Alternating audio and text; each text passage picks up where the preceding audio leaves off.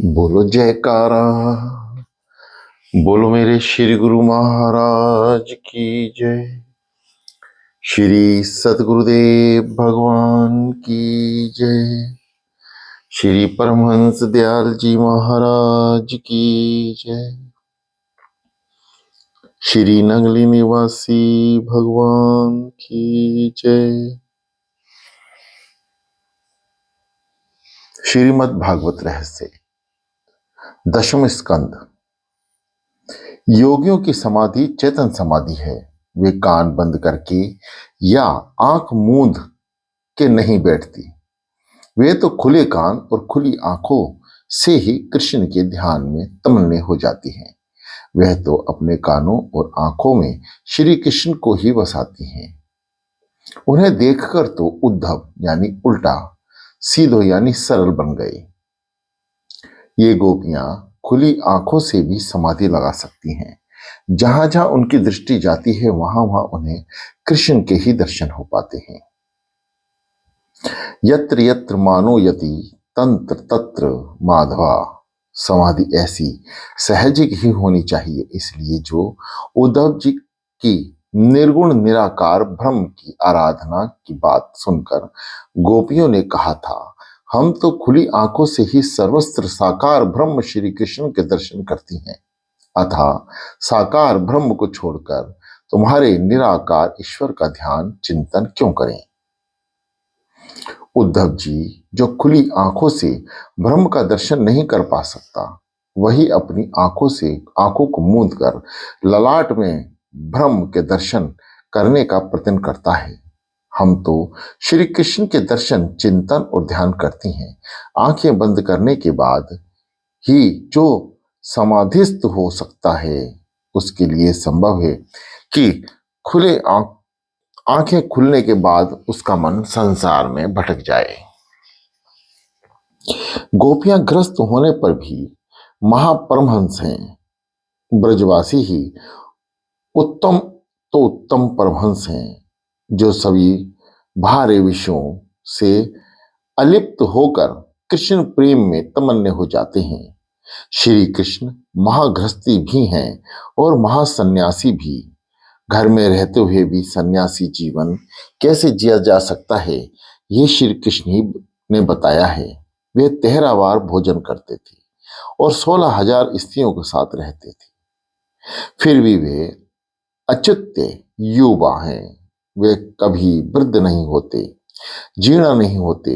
वे अर्जुन और दुर्योधन दोनों को समान दृष्टि से देखते हैं और उन्होंने दोनों की सहायता की थी।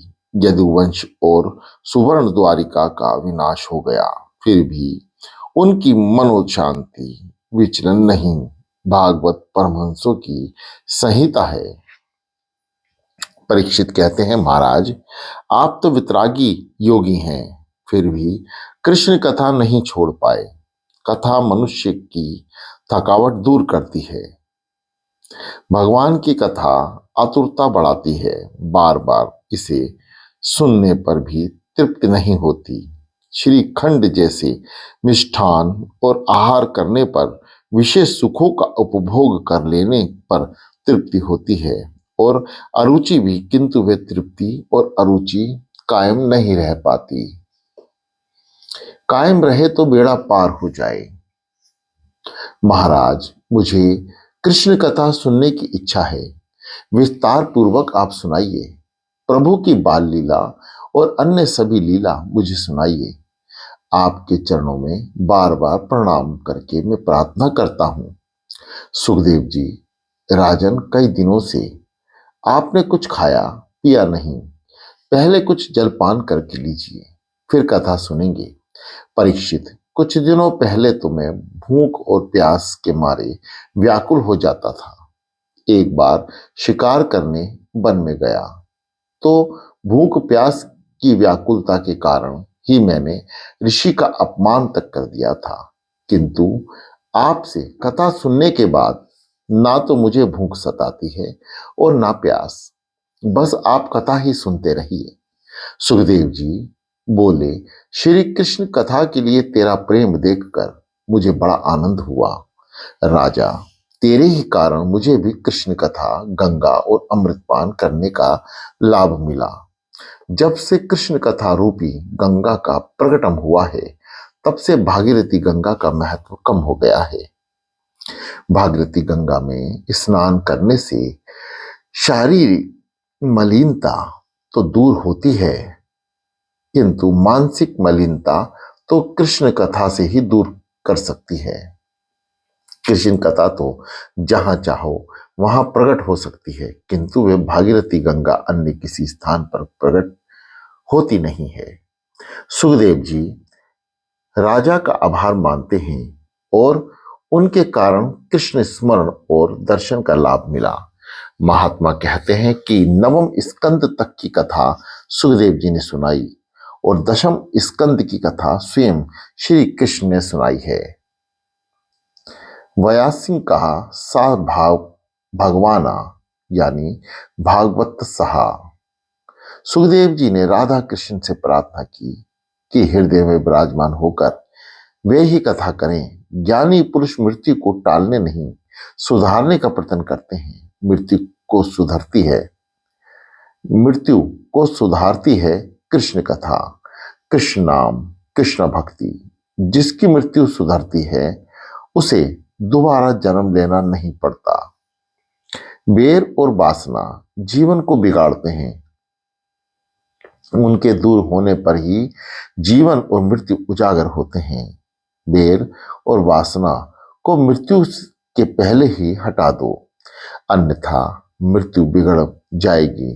तुम बेरी और बंधन करो, फिर भी वे बेर बनाए रहें तो आपके पास का साझीदार तुम्हें बनना पड़ेगा। दशम स्कंद में निरोध लीला है। ईश्वर में मन को लय करना ही निरोध है। श्री कृष्ण को अपने हृदय में रखोगे या श्री कृष्ण के हृदय में बसोगे तो मन का निरोध होगा। मन का निरोध ही मुक्ति है।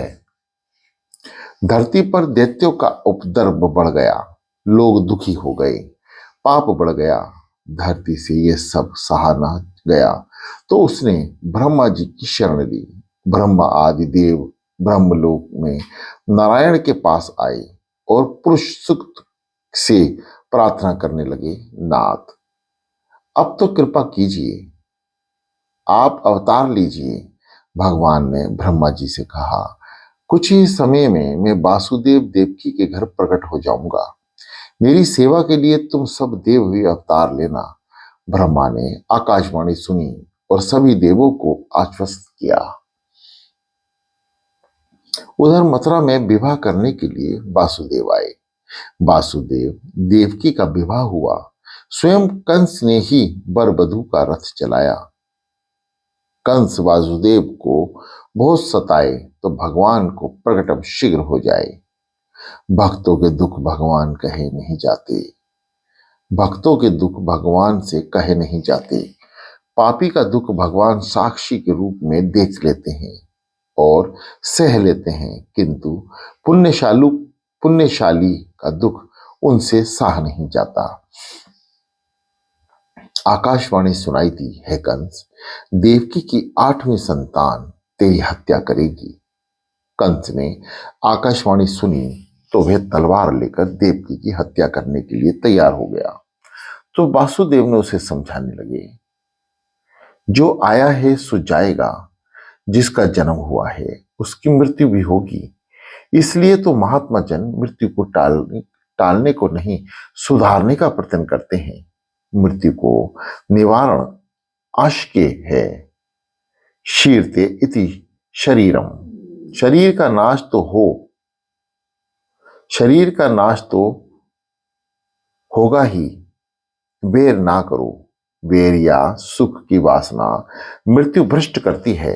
बेर वासना का त्याग करके प्रभु स्मरण करता हुआ जो मरता है उसकी मृत्यु उजागर होती है। देवकी की हत्या करने से तुम अमर नहीं हो सकते और देवकी तो तुम्हारी मृत्यु का कारण है नहीं। कंस, हाँ यह तो है। वासुदेव बोले, मैं देवकी की सभी संतान तुम्हारे हवाले करता रहूंगा। कंस ने भी सोचा कि ये भी ठीक है, स्त्री हत्या के पाप से तो बच जाऊंगा। उसने कहा, अच्छा, मैं देवकी की हत्या नहीं करूंगा। वासुदेव शुद्ध सत्व गुण का स्वरूप हैं, विशुद्ध चिंतन ही वासुदेव हैं। देव की निष्काम बुद्धि है। इन दोनों के मिलन होने पर भगवान का अवतार होता है। वासुदेव देव की घर आए। प्रथम बालक का जन्म हुआ। वासुदेव ने बालक कंस को दे दिया। कंस का हृदय पिघला। इस बालक को मारने से मुझे कोई लाभ नहीं होगा। 8वां बालक मुझे मारेगा। यह तो पहला है, मैं इसे मारूंगा नहीं। 7 बालकों को अपने पास ही रखना। मेरा काल होने वाला 8वां विशुद्ध चित्त ही वासुदेव है। देव की निष्काम बुद्धि है। इन दोनों के मिलन होने पर भगवान का जन्म होता है। वासुदेव देव की घर आए। प्रथम बालक का जन्म हुआ। वासुदेव ने बालक कंस को दे दिया। कंस ने का हृदय पिघला। इस बालक को मारने से मुझे कोई लाभ नहीं होगा। 8वां बालक मुझे मारेगा। यह तो पहला है, मैं इसे मारूंगा नहीं। 7 बालकों को अपने पास रखना है। मेरा काल होने वाला 8वां बालक ही मुझे देना। वासुदेव जी बालक लेकर वापस लौटे। नारद जी ने सोचा कि यदि कंस यह अच्छाई करने लगेगा तो पाप कैसे कर पाएगा, और ये पाप नहीं करेगा तो भगवान अवतार कैसे नहीं लेंगे। कंस का पाप नहीं बढ़ेगा तो वे शीघ्र मरेगा भी ही। पाप ना करने वाले को भगवान जल्दी मारते नहीं। ईश्वर तो किसी को भी नहीं मारते, मनुष्य को उसका पाप ही मारता है। अवश्य हमेशा 2 वस्तुओं से डरते रहो, पाप से और ईश्वर से। नारद जी कंस के पास आए और कहा, कंस, तू तो बहुत भोला है। देव तुम्हें मारने की सोच रहे हैं। वासुदेव की बालक को छोड़कर तुमने अच्छा नहीं किया। कोई भी बालक 8वां हो सकता है। यदि 8वें बालक को पहला माना जाए तो यह पहला बालक 8वां माना जाएगा। कंस, तो क्या मैं सभी बालकों की हत्या करता हूं? कंस ने कहा, तो क्या मैं सभी बालकों की हत्या करता रहूं? नारद जी ने सोचा कि यदि मैं सहमति दूंगा तो मुझे भी बाल हत्या का पाप लग जाएगा। दूसरों को पाप की प्रेरणा देने वाला भी पापी है। नारद जी बोले, राजन, मैं तो तुम्हें सावधान करने के लिए आया हूं। तुम्हें जो ठीक लगे वे करते रहना। और वे नारायण नारायण बोलते हुए चले गए। नारद जी ने कंस के पाप को बढ़ाने हेतु ही उसे उल्टा सीधा पढ़ा दिया। कंस ने वासुदेव देवकी को कारागार में बंद कर दिया, बिना अपराध ही बंधन में बांध दिया। फिर भी उन्होंने मान लिया कि शायद ईश्वर को यही पसंद है। यह तो भगवान की कृपा ही है कि उनका नाम स्मरण करने के लिए एकांतवास मिला। आतिशीय दुख को भी प्रभु की कृपा ही समझनी चाहिए। कंस अभिमान है, वह जीव मात्र को बंद किए रहता है। सभी जीव इस संसार रूपी कारागृह में बंद हैं। हम सब बंदी हैं। जीव जब तक काम के अधीन है तब तक वे स्वतंत्र नहीं, सभी बंदी ही हैं। वासुदेव देवकी कारावास में ही जागृत थे। जब भी हम तो सोए ही रहते हैं। हमारा जीव कारागृह में एकांत में जागृत होने की अपेक्षा सोए ही रहता है। संसार कबीर उनके लिए जागे, रोए सो उन्हें भगवान मिले। मीराबाई भी उनके लिए जागी और रोई सो उन्हें भी भगवान मिले। कंस ने देवकी की 6 संतानों की हत्या कर दी। माया का आश्रय लिए बिना भगवान अवतार नहीं ले सकते। शुद्ध ब्रह्म का अवतार हो नहीं सकता। यदि ईश्वर शुद्ध स्वरूप से आए तो जो भी उसका दर्शन पा सके उसका उद्धार हो जाए। दुर्योधन ने द्वारकाधीश के दर्शन तो किए थे, किंतु माया में आवृत प्रभु के दर्शन किए हैं। जो निरावृत ब्रह्म का साक्षात्कार पाता है उसे मुक्ति मिलती है। मायावृत्ति ब्रह्म के दर्शन की मुक्ति नहीं होती। मायावृत्ति ब्रह्म के दर्शन की मुक्ति नहीं होती। संभव है कि भगवान के अवतार के समय हम कीड़े मकोड़े होंगे, हमने भगवान के दर्शन तो किए ही होंगे, फिर भी आज तक हमारा उद्धार नहीं हो पाया। योग माया का आगमन हुआ, उन्होंने साथ में गर्भ की रोहिणी के उदर से स्थापना की। रोहिणी बलदेव शब्द ब्रह्म का स्वरूप है। पहले शब्द ब्रह्म आता है और बाद में पार ब्रह्म। बलराम का आगमन होने पर ही पर ब्रह्म गोकुल में आते हैं। दाऊद जी ने आंखें खोली ही नहीं। जब तक मेरा कन्हैया नहीं आएगा मैं आंखें नहीं खोलूंगा। यशोदा पूर्णमासी से बलराम की नजर उतारने में विनती करती है। पूर्णमासी कहती है कि यह तो किसी का ध्यान कर रहा है, इस बालक के कारण तेरे घर बाल कृष्ण सुधरेंगे। यशोदा ने सभी को प्रसन्न किया। यश सभी को दोगे और अपयश अपने पास रखोगे तो कृष्ण प्रसन्न होंगे। जीव ऐसा तो दुष्ट है कि यश अपने पास रखता है और अपयश दूसरों को बांट देता है। यशोदा बोली, यश दातती इति यशोदा। जो दूसरों को यश देता है वही यशोदा है। नंद बोले, जो सभी को आनंद देता है वही नंद है। विचार वाणी बर्तन सदाचार से जो अन्य को आनंद देता है उसी के घर भगवान पधारते हैं। जो सभी का आनंद देता है उसी को परमात्मा मिलते हैं। नंद बाबा ने सभी को आनंद दिया, सो उनके घर परमात्मा प्रभु आ गए कि नंद जी के घर पुत्र का जन्म हो। शांडिल्य ने कहने पर सभी एकादशी का व्रत करने लगे। एकादशी महाव्रत है। एकादशी के दिन पान सुपारी खाना या सोना भी निषेध है। थोड़ा सा फलाहार ही किया जा सकता है। कई लोग साबूदाना आदि भरपेट खाते हैं। आलू आदि खाने पर अन्न दोष तो नहीं होता है, किंतु एकादशी व्रत का पुण्य भी नहीं मिलता। अगले दिन क्या खाएंगे यह है सोच विचार। एकादशी के दिन करने से व्रत भंग होगा। एकादशी के दिन तो भागवत स्मरण ही करना चाहिए। सभी ग्वालों की एक ही इच्छा थी कि परमात्मा प्रसन्न हो जाए और नंद बाबा के घर पुत्र का जन्म हो। भाद्रपद शुक्ल एकादशी के सभी गोकुलवासी निर्जला एकादशी आदि व्रत करने पर लगे, सो भगवान गोकुल में पधारे। बालकों ने भी व्रत किया, सो वो कहते हैं कि हमारे व्रत के कारण ही कन्हैया आए।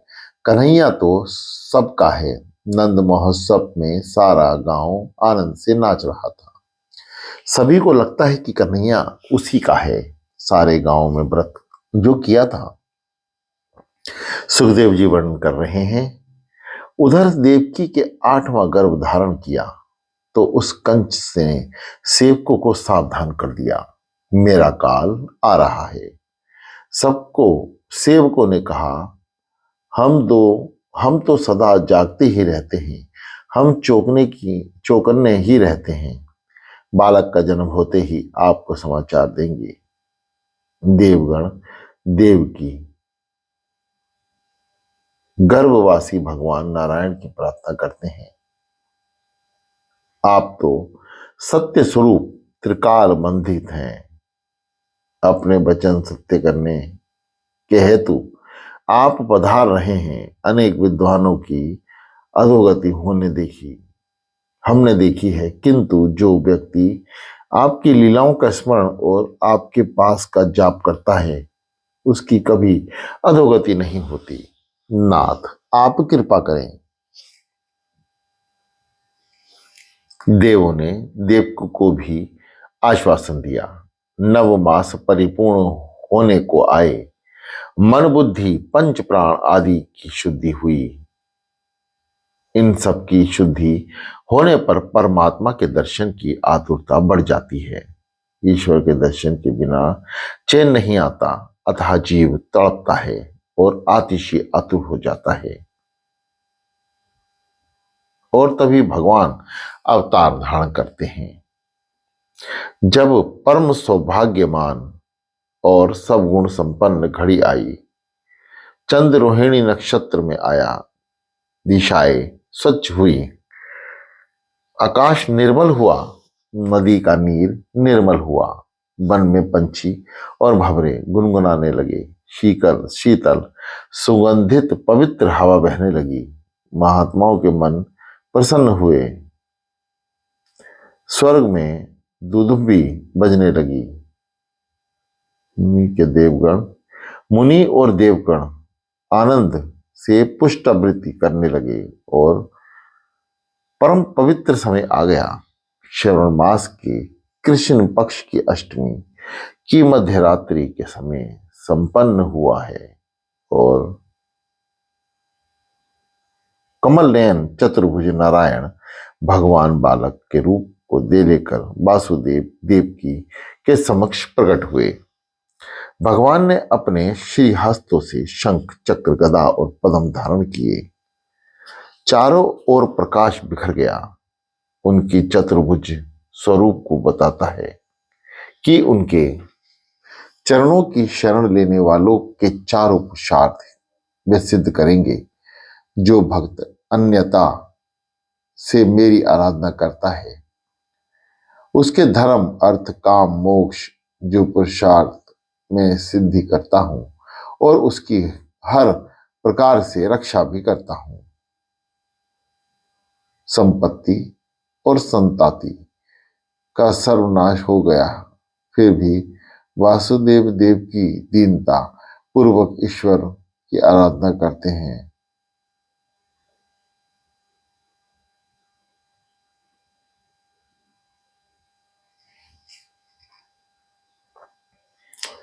संपत्ति और संताति का सर्वनाश हो गया था, फिर भी वासुदेव देव की दीनता पूर्वक ईश्वर की आराधना करते हैं। प्रभु ने कहा, मेरे चतुर्भुज स्वरूप का दर्शन कर लीजिए और 11 वर्ष तक मेरा ध्यान करते रहिए, मैं अवश्य आपके पास आऊंगा। भगवान का चतुर्भुज स्वरूप अदृश्य हो गया और 2 छोटे छोटे हाथों वाले बाल कन्हैया प्रकट हुए।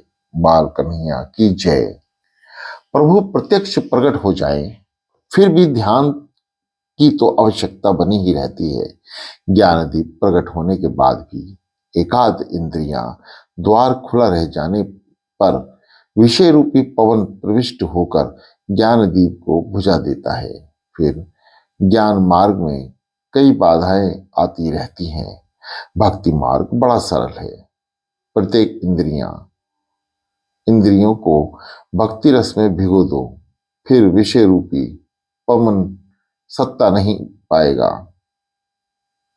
जब 11 इंद्रियां ध्यान में एकाग्रचित हो जाती हैं, तब प्रभु का साक्षात्कार होता है। इसी प्रकार कारण से तो गीता जी में भी 11वें अध्याय में अर्जुन को विश्व रूप से दर्शन होते हैं। प्रभु ने कहा, मुझे गोकुल में नंद बाबा के घर छोड़ाइए। वासुदेव ने उन्हें टोकरी में बिठाया, किंतु बाहर कैसे निकल जाए? कारागृह के द्वार बंद हैं और बंधन भी टूटते नहीं हैं। किंतु ज्यों ही टोकरी सिर पर उठाई, सारे बंधन टूट गए। मस्तक में बुद्धि है। जब बुद्धि ईश्वर का अनुभव करती है, तब संसार के सारे बंधन टूट जाते हैं। जो भगवान को अपने मस्तक पर विराजमान करता है, उनके लिए कारागार तो क्या, मोक्ष के द्वार भी खुल जाते हैं। हाथ पांव की बेड़ियां टूट जाती हैं। नदी की बाढ़ भी थम जाती है। जिसके सिर पर भगवान है, उसे मार्ग में विघ्न बाधा नहीं सताती। मात्र घर में ही आने से नहीं, मन में भगवान के आने पर भी बंधन टूट जाते हैं। जो व्यक्ति वासुदेव की भांति श्री कृष्ण को अपने मस्तक पर विराजमान करता है, उसके सभी बंधन टूट जाते हैं। कारागृह के सांसारिक मोह के बंधन टूट जाते हैं, द्वार खुल जाते हैं, अन्यथा यह सारा संसार मोहरूप कारागृह में ही सोया हुआ रहता है। वासुदेव कारागृह से बाहर आए। दाऊजी दौड़ते हुए आए। शेषनाग के रूप में बालकृष्ण पर छत्र धारण किया। यमुना जी को अत्यंत आनंद हुआ। दर्शन की तृप्ति ही पा रही थी कि मेरे प्राणनाथ से मिलना है। यमुना में जल बढ़ गया। प्रभु ने लीला की, टोकरी में से ही अपने पांव बाहर की ओर बढ़ा दिए। यमुना जी ने चरण स्पर्श किया और कमल भेंट किया। प्रथम दर्शन और मिलन का आनंद यमुना जी को दिया। धीरे धीरे पानी कम हो गया। वासुदेव गोकुल में आ गए। योग माया के अवतारवश सारा गांव गहरी नींद में डूबा हुआ था। वासुदेव ने श्री कृष्ण को यशोदा की गोद में रख दिया और बालिका स्वरूप योग माया को उठाया लिया। वासुदेव ने सोचा कि अब की उनका प्रारब्ध कर्म बाकी रह गया है, तभी तो भगवान को छोड़कर माया को गले लगाने का अवसर आया है। वासुदेव योग माया को टोकरी में बिठलाकर बाहर कारागार में पहुंचे। ब्रह्म संबंध होने पर सभी बंधन टूट जाते हैं। तब माया आई तो बंधन भी आ गए। वासुदेव गोकुल से माया और उसके अपने सर पर बिठला कर लाए तो फिर बंधन आ पहुंचा। फिर कारागार के द्वार बंद हो गए। माया बंधन करता है। भगवान की आज्ञा के कारण ही तो वासुदेव ने बंधन को स्वीकार किया था। अब कारागार में देवकी की गोद में सोई हुई योग माया रोने लगी। सबको न शीघ्र ही कंस को संतान के जन्म का समाचार दिया।